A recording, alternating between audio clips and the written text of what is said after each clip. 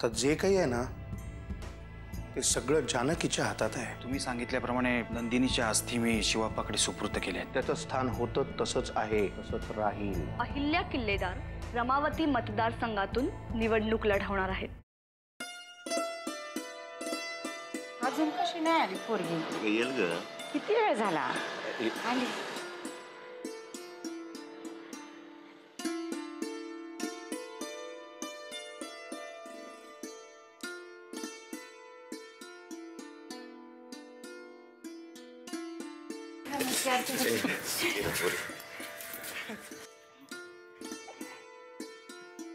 या जाऊया बापू.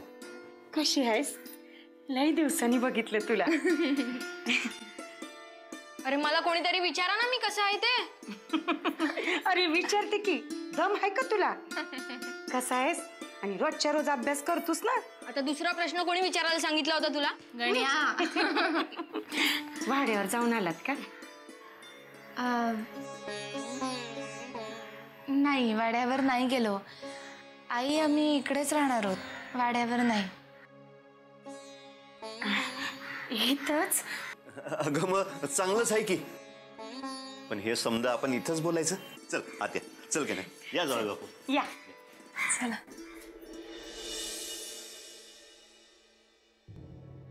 वामनराव, मला बोलवलं? थोडा वेळ आहे ना? जरा तुमच्याशी महत्वाचं बोलायचं होतं. काय झालं वामनराव? काही प्रॉब्लेम आहे का? प्रचारासंदर्भात किंवा निवडणुकीच्या संदर्भात? ऍक्च्युली कसं सांगावं तुम्हाला ते कळत नाहीये, पण पाकनीस अहिल्या प्रॉब्लेम क्रिएट करते. तिचं म्हणणं आहे यावेळेला रमावती मतदारसंघातून निवडणुकीत दादाऐवजी तिला उभं करावं.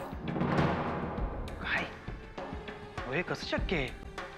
पाकनीस मी सांगितलं तिला, पण तिचं म्हणणं आहे एनिवे दादा जर निवृत्त होणार असेल तर कोणीतरी त्याची जागा घेणारच ना, मग ती का नाही? वामनराव, तुम्ही त्यांना समजावून सांगितलं पाहिजे की साहेब असं काही करणार नाहीये. मी हे तिला सांगितलं नसेल का वाकनीस? ऐकायला तयार नाहीये. आणि खरा प्रॉब्लेम तिथेच आहे. तिचं म्हणणं आहे जर दादाऐवजी तिला तिकीट मिळालं नाही तर दादा राजकारणातून निवृत्ती घेतोय. ती बातमी ती मीडियापर्यंत पोहोचली. असं बोलले ते? तुमच्या कानावर असावं म्हणून तुम्हाला बोलवून घेतलं, सांगितलं. वामनराव, प्रकरण फारच नाजूक आहे. आपल्याला वेगळ्या पद्धतीने तोडगा काढला पाहिजे. मी बघतो काय करायचं ते. तुम्ही नका काळजी करू. येतो.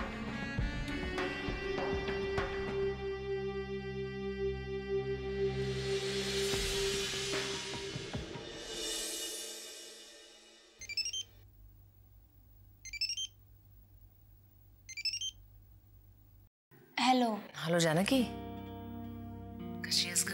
आणि बाबा कसे आहेत? बरं वाटतंय का आता त्यांना? बरं वाटतंय, पण अजून नीट नाही बोलत आहेत ते. थोडा वेळ लागेल ग त्यांना, पण तू काळजी घे. त्यांची आणि स्वतःची सुद्धा. हो. तू कशी आहेस? बरी आहे. आणि काय ग, गण्या काय करतोय?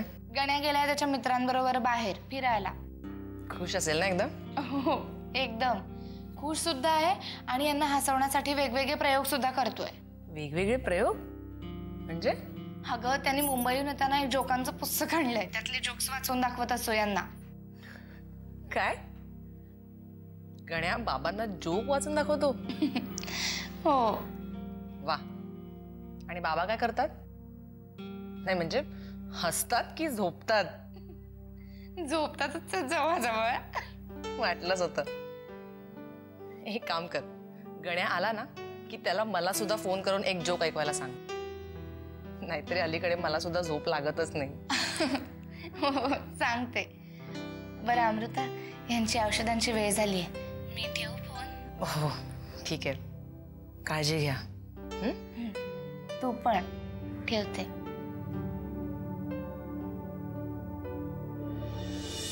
अच्छा, म्हणजे अहिल्याची मजल इथवर गेली तर? होय आत्याबाई. प्रकरण नाजूक आहे आणि माणूसही घरचं आहे. खरं तर या प्रकरणात मी लक्ष घालणार नव्हतो, पण तुम्ही नकाच घालू. मी बघते काय करायचं ते. खरं म्हणजे वाकणीस आत्ता मला या भानगडीत अजिबात पडायचं नाहीये. अहो घरात 2-2 बाळंतपण आहेत. अहिलेसारख्या मूर्ख बाईच्या नादीच लागायचं नाहीये मला. तुम्ही काळजी करू नका. मी माझ्या पद्धतीने समजावून सांगतो त्यांना. नाही नको, तुमच्या पद्धतीने नको. अहो आम्हालाही काळजीत असणार ना. आत्याबाई, किती झालं तरी त्या या घरच्या सूनबाई आहेत. मी त्यांच्याशी जपूनच वागेन. हां, पण तिने जपून बोलायला पाहिजे ना. आत्याबाई, शक्यतो समजावण्याचे सगळे प्रयत्न करणार. नाही समजले तर मग पाहू. मग पाहू म्हणजे आत्याबाई, माणूस घरचं असो अथवा बाहेरचं, या घराला त्याच्यापासून त्रास होतोय म्हटल्यानंतर मग नाही नाही वागणीस, असलं काही करणार नाही आहात तुम्ही. पण आत्याबाई, दुसरा कुठलाच पर्याय नसेल तर मग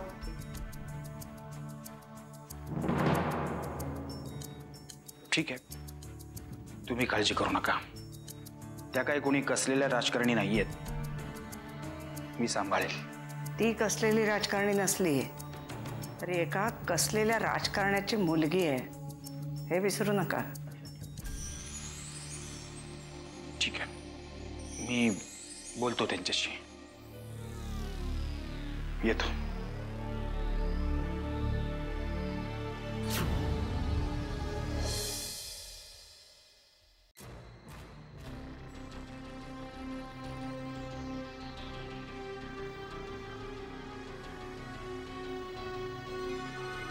तुम्ही परत आला तिथे? काय काम काढलं? हो, काय काम काढलं? काय विचारताय किल्लेदार? अहो, माझ्या पुतणीचा ऍक्सिडेंट झालाय. ठाव आहे ना तुम्हाला? बर मग? मग काय, भेटायला आलो तिला. म्हणलं घरामध्ये कोणतरी जवळचा पाहिजे ना काळजी घ्यायला. घेतोय आम्ही सगळेजण तिची व्यवस्थित काळजी घेतोय. तुम्हाला वेगळा त्रास करून घ्यायचं काहीच कारण नाही. त्रास कसला हो त्याच्यात? त्रास कसला? माझीच पुतणी आहे ना ती, कोण परकी थोडीच आहे. आणि तुम्ही म्हणताय तुम्ही तिची काळजी घेताय, पण तिच्या बोलण्यातून असं वाटलं नाही मला. का? तुम्हाला म्हणाली का तसं ती काही की आम्ही काळजी घेत नाही तिची वगैरे? नाही नाही, ती नाही म्हणली मला तसं. अहो आमची सुगंधा म्हणजे गरीब गाय हो. तुम्ही तिच्याशी वाईट बी वागत असाल ना, कधी एका शब्दानं बोलणार नाही ती मला. मी आलो तेव्हा मला म्हणाली, काका, मी काका आहे ना तिचा. अरे हो. मला म्हणली, काका आलात तर राहावा 4-5 दिवस. आता ती मला असं बोलली म्हणजे त्यामागं काहीतरी कारण असेलच ना. 4-5 दिवस राहावा. मग तुम्ही आता राहणार आहात का काय इथे? हो. का हो, मी इथं राहिलेलं नाही आवडणार तुम्हाला? नाही नाही, मी तसं नाही, पण नाही. ठीक आहे,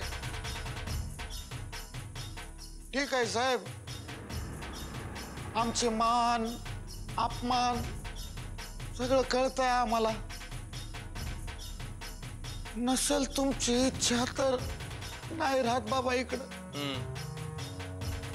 दिवसभर राहीन आणि रात्री जाईन लॉजवर परत. अरे, पण माझ्या लेकराची काळजी घ्यायला मला इथे राहू द्या साहेब. नाही म्हणू नका, नाही म्हणू नका. हे बघा बजाजीराव,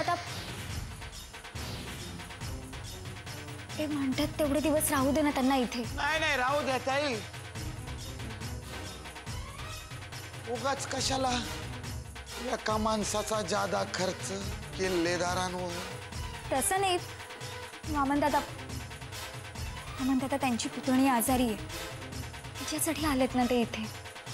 कायमचे थोडी राहणार आहेत. 4 दिवस राहतील आणि मग जातील परत. मामन दादा ठीक आहे, ठीक आहे, राहू दे. 4च दिवस.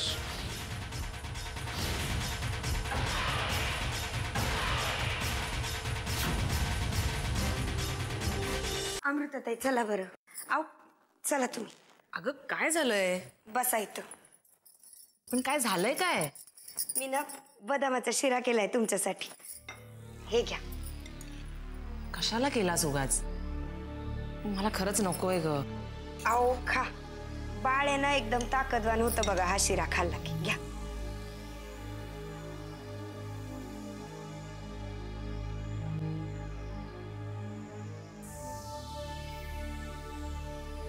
छान झालंय.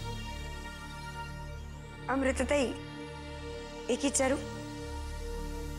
काय ग? तुम्हाला मुलगा पाहिजे का मुलगी? हा प्रश्न विचारणारी तू पहिलीच आहेस. पण का ग असं का विचारतेस? काय नाही असंच सांगा ना. खरं तर असं काही नाहीये. मुलगा झाला तरी मुलगी झाली तरी ते माझं बाळ असणार आहे. यातच सगळं आलंय माझ्यासाठी. तरी पण काहीतरी ठरवलं असेल ना तुम्ही? म्हणजे नाव काय काय ठेवणार त्यांची? मुलगा झाला तर काय ठेवणार नाव? मुलगी झाली तर काय ठेवणार? मुलगा झाला ना तर मी अ वरून नाव ठेवीन. आर्यनच्या जवळ जाणार अर्णव.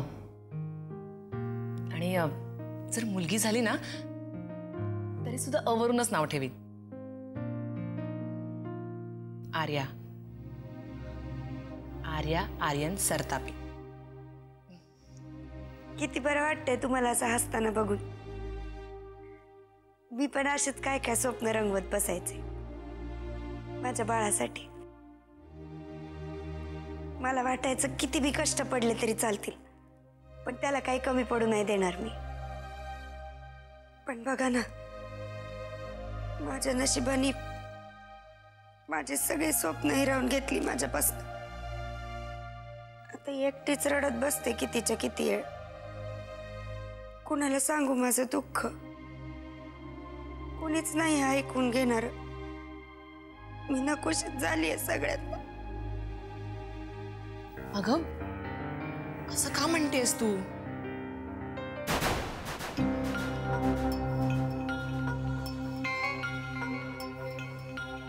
काही नाही मी शिरा द्यायला आले होते फक्त.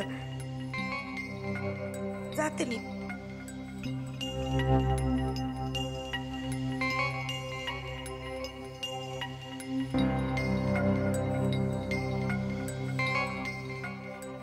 काय म्हणत होती? काही नाही, रडत होती बिचारी.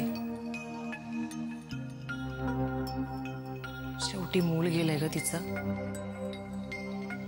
त्याची मला वाटतं आपण खूप रूडली वागतोय तिच्याशी. म्हणजे जे काही झालं त्यात तिच्या बिचारीची काय चूक आहे? आता तूही लागलीस का तिची बाजू घ्यायला? बाजू नाही घेते ग. एक विचार आला मनात. मग जसा विचार मनात आला तसाच तो काढूनही टाक. फारसा विश्वास ठेवावा अशी मुलगी नाहीये ती.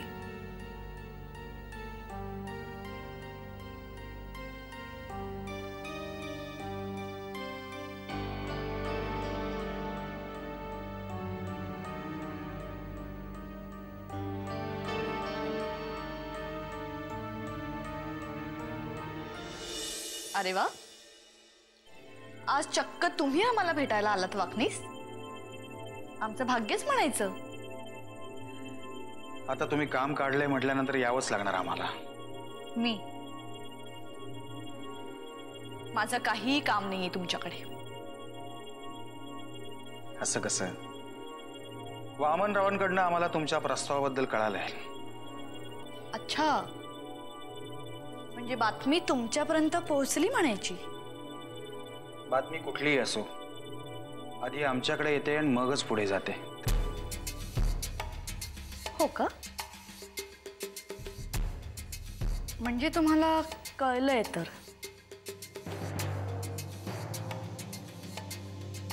मग जर का तसं झालं नाही तर येणाऱ्या संकटांना मी जबाबदार नसेन.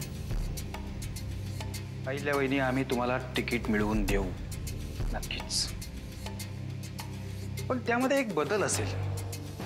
तुम्हाला रमावतीचं तिकीट देण्यापेक्षा आम्ही इतर कुठल्याही मतदारसंघाचं तिकीट देऊ. मला इतर कुठल्याही मतदारसंघाचं तिकीट नकोय. मला रमावतीचंच तिकीट हवंय. वहिनी साहेब उभे राहणार आहेत असं काय करताय? मग बाकीच्या मतदारसंघातून तुमच्या साहेबांचे सहकारी उभे राहिलेत वाकनीस. मग तुम्ही मला कसं काय तिकीट देणार? त्याची काळजी करण्याची आवश्यकता नाही. फक्त तुम्ही रमावतीचा हट्ट सोडा. ते शक्य नाही. मला रमावतीच हवंय. यापुढे तुमचे साहेब निवडणुका लढवणार नाही ही बातमी पक्की झालीये ना आता. मग तुम्हाला काय प्रॉब्लेम आहे? अहिल्यावहिनी तुमचा काहीतरी गैरसमज होतोय. सध्या साहेब राजकारणापासून अलिप्त असले तरी कधीही ते पूर्वपदावर येऊ शकतात. त्यावेळेला तुम्ही काय करणार? कोण लक्ष देईल तुमच्याकडे? माझं ऐका, आता दुसऱ्या कुठल्या तरी मतदारसंघाचं तिकीट देतोय ते घ्या आणि निवडणूक लढवा ना. आमचा पाठिंबा राहीलच तुम्हाला. माझा विश्वास नाहीये तुमच्यावर. या घराचा निष्ठावान सेवक आहे मी अहिल्यावहिनी. घरगुती कलहामुळे किल्लेदार घराण्याची बेअब्रू होऊ नये असं मला मनापासून वाटतं. जर का तसं झालं तर सगळ्यांचंच नुकसान होणार आहे. म्हणून मी तुम्हाला विनंती करतोय, मान्य करा. ठीक आहे, तुम्ही मला फायनल काय ते कळवा. आणि हो, तोपर्यंत मी कोणाला काहीही सांगणार नाही याचं आश्वासन देते. मी साहेबांशी बोलतो आणि तुम्हाला लवकरच कळवतो.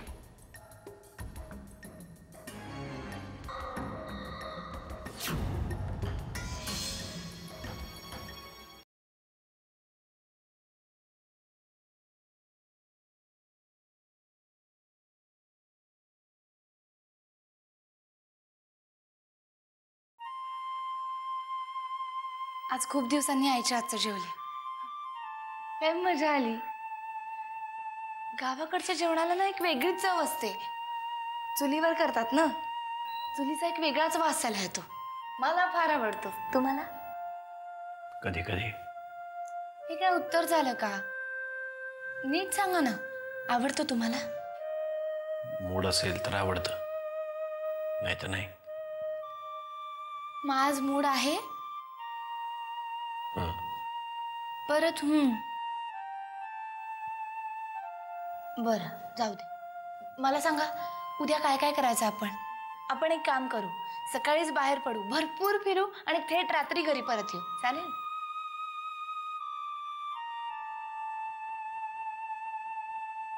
गण्याला पाहिलं ना, घरात आल्या आल्या कसा बाहेर उधळला तो. असंच करतो. घरामध्ये 1 मिनिट सुद्धा थांबत नाही तो. गण्याने कॅमेरा पण आणलाय ना बरोबर?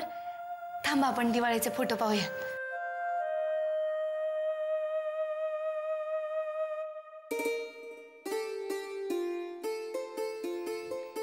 थांबा. हा हे बघा. केवढ्या अवघडल्यासारखे पाहताय तुम्ही. आधी नको नको म्हणत होतात, पण नंतर घालून आलातच ना शर्ट पॅन्ट. मला सांगा, तुम्हाला आवडली ना शर्ट पॅन्ट?